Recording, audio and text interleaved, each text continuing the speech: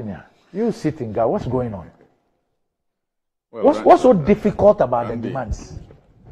Randy, I think that the demand by labor unions and, of course, Ghanaians in general is in the right direction, because if you look at the level of destruction of our water bodies and our forest reserves, every Ghanaian should be alarmed, irrespective of where you stand.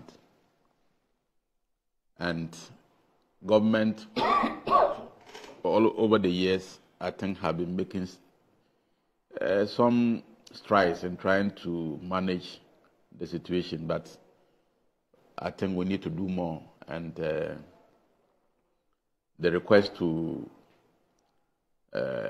reverse the LI permitting government agencies and granting licenses to people to mine in some forest reserves, it's, for me, it's important. It will help. As much as we want to guarantee the right of Ghanaians to benefit from the natural resources that we are endowed with, but once it is leading to destruction, and the consequences on all of us is dire. And if things continue this way for the next 10, 20 years, you can imagine what the consequences will be. And so it should be a collective effort. I mean, every Ghanaian should be part of the effort. Whether you are in government, you are in opposition, you are a Christian, a Muslim, you are from the north, the south. I mean, every Ghanaian stands to be affected. Because we traverse across the country. And for instance, if water is not being polluted in the north, but I live in Accra here, I travel to Takoradi, I travel to every part of the country, just like any other person travels across the country. And so wherever you stay, whether Galamsey is happening around you or not, but the consequences of Galamsey can affect anyone, because we travel around the country. And so for me, the demands are in order. But in doing so, we must also be mindful not to, in trying to solve a problem, create many other problems. Because the consequences of an industrial action on education, on health, on trade, I mean, it's also going to stand out. So both parties, government and organized labor, must find a middle line to resolve the matters. You don't solve a problem by creating another problem. And like I said, I will 100% admit that there is a problem to be solved. And organized labor is right that there is a problem. Our water bodies are polluted. Our forest reserves are being destroyed. So there's a problem to be solved.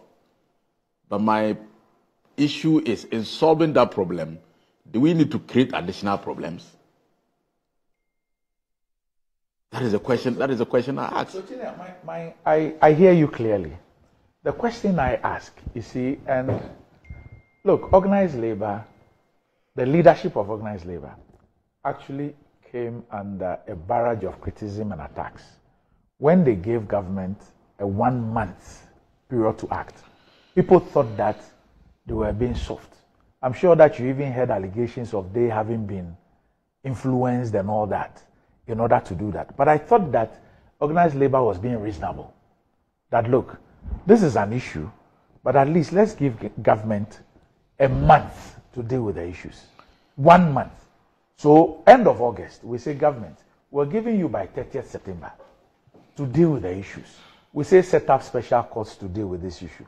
We're saying that withdraw the LI. We're saying that declare a state of emergency in those forest reserves and water bodies where illegal mining is taking place. And then there was another one that they asked for. I think there were 4 of them. So that's what they asked for. They said, we're giving you 1 month.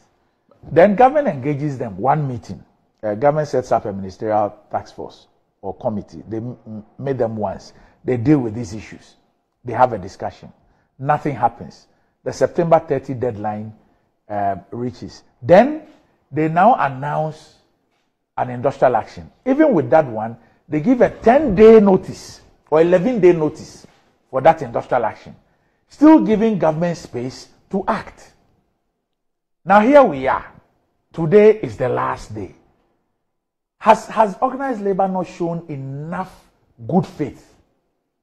Chinnia, have they not shown enough good faith? Well, my understanding is that when organized labor met the president and the discussion went on, at the end of the day, it appeared that they were satisfied with the solutions that the president had put before them. They didn't say so.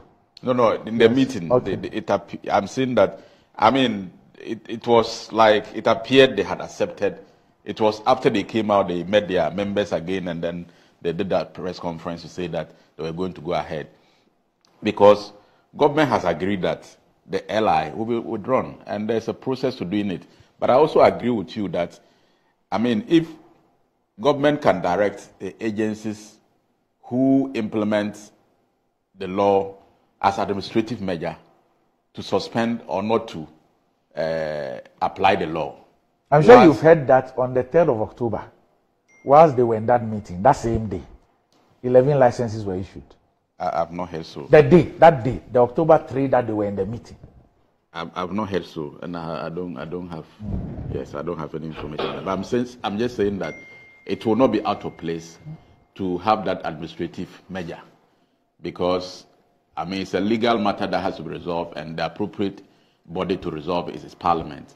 Whilst we wait for that to be done, there can be an administrative measure, because all the members of government are under the president. Then that shows commitment. So they can be that. I agree with that. So, I mean, but organized labor, like I said, must also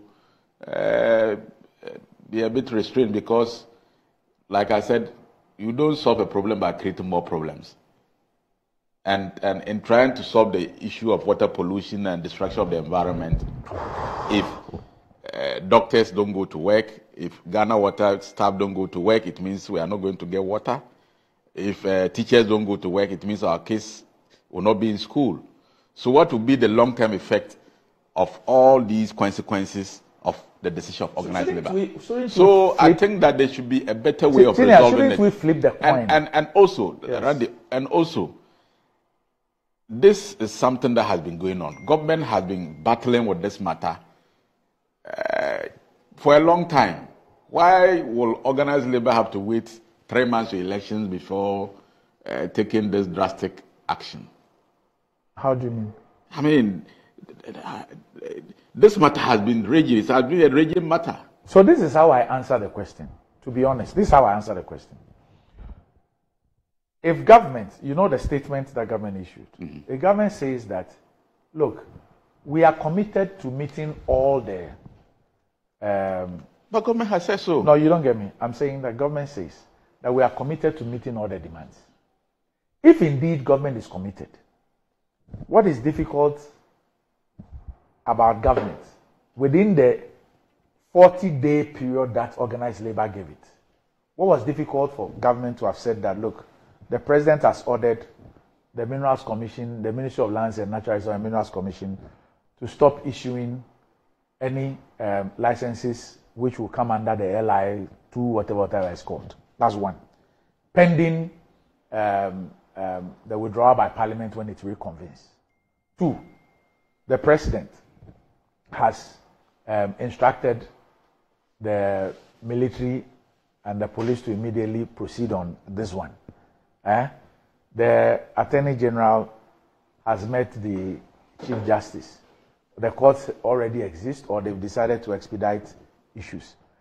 The issue of the mining in forest reserves and whatever, the president has ordered the military to go there. That has been done. I'm saying that at the end of the day, look, even elections, Chief, elections, you see these elections that we're going to go to, 2 or 3 days to the election, we'll be shown videos and pictures of the security deployments going on across the country. When we had the operation, all those names that they had, we could see, the media was monitoring, we could see them working, we could see them dealing with the champagnes and all those things. We could see. It is not a release that tells everybody that the people are out there, they are stopping people, they are moving champagnes, they are in the forest reserves. It's not a statement by the Ministry of Information that tells us that. It's experiential. You think that if indeed these things are done, Labour will have any basis? Because yesterday when I spoke with Labour, that's the point they made. Yes, Randy, I think that if on the 3rd of October, licenses were granted to some 11 companies under the LI, and government position is that the LI should be repealed, it makes nonsense of whoever granted the license. Because because once the LI is repealed, then the license becomes useless. Well, will the repeal take retrospective effect? Oh, but if, no, I'm asking you. Because it's the LI which permits you to man in the forest. No, you don't even get the point I'm making. All I am saying is that they say withdraw an LI. You say I am committed to withdrawing it. Yes. But Parliament is on recess when they come. However, we know that, in fact, there are even LIs that are passed, but the implementations do not even start. Yeah. So you also agree that the president, by an administrative fiat, can instruct the non-implementation of that LI until the withdrawal by Parliament. It is something that Labour was waiting or is waiting to see. And for them, that is what will show commitment. But Randy, you see, once the law exists, people are exercising their rights under the law as it is now. So the most important thing is the repeal of the law. Until the law is repealed, people have the right to exercise their rights under the law, the current law. I don't understand.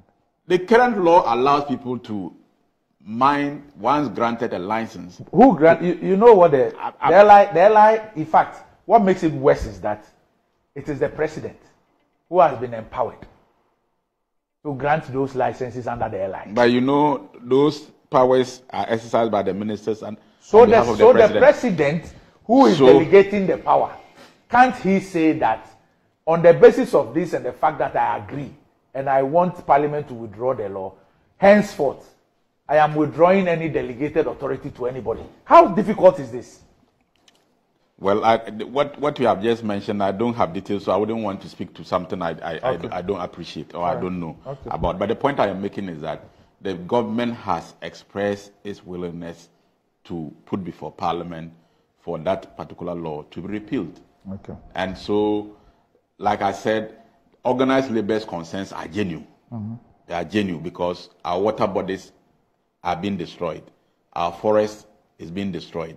And it has serious consequences on we, the current generation, generations yet to come.